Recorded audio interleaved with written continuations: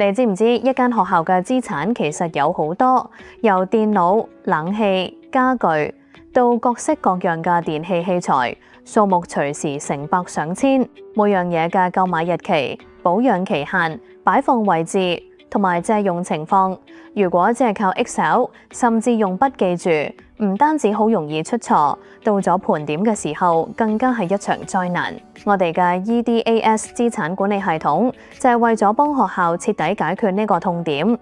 由資產登記、標籤打印到日常管理，全個流程幫你一手包辦。首先講下資產登記，你可以直接跟發票去管理供應商同採購記錄，只要搜尋發票編號、供應商或者日期就一目了然。每樣物品都可以設定條碼或者 RFID 編號、品牌型號、價格同埋圖片，仲支援 Excel 批量導入。標籤打印方面，無論係條碼、QR code 定係無碼格式都得，仲可以設定10幾個打印欄位，直接打印或者導出 Word 文檔，連 RFID 號碼嘅批量配對都可以用 Excel 搞掂。至於日常管理，系統提供咗9大功能，保養處理可以跟序號、地點或者到期日去篩選，方便做續保、停用或者確認。資產狀態轉換好靈活，支援正常、維修中、